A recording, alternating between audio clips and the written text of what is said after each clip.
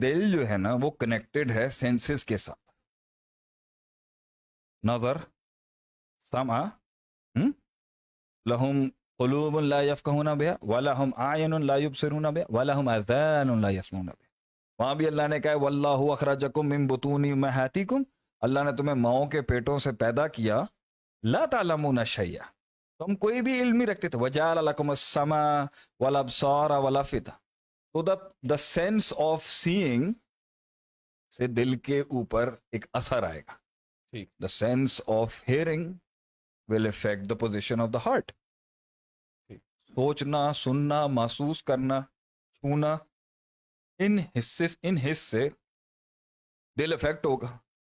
تو جتنی بھی چیزیں کائنات میں ایگزسٹ کرتی ہیں، دنیا میں ایگزسٹ کرتی ہیں، اس کا دل پہ ایک اثر ہوگا. یا وہ اسے سکون دیں گی، یا اسے وہ بے سکون کریں گی، یا وہ اسے بیچ میں کہیں اٹکا کے رکھیں گی.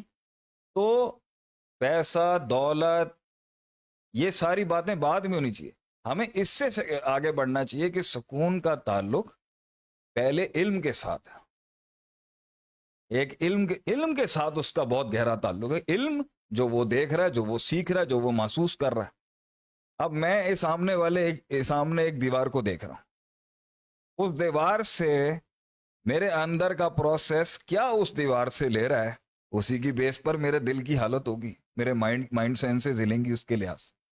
اگر میں اس دیوار سے خطرہ محسوس کر رہا ہوں تو وہ خطرے کی گھنٹی آن کرے گا.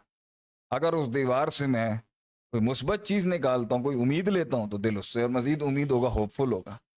تو اس سب کا تعلق سینسز کے ساتھ.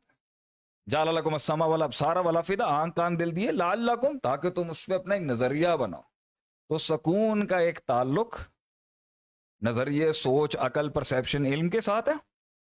اور سکون کا دوسرا تعلق نیت، ارادہ، قصد، عزم اور انٹینٹ کے ساتھ. تو کانٹینٹ اور انٹینٹ صحیح ہوگا تو ہی انسان کے سینے کا درد، دل جو ہے وہ سکون دے ہوگا.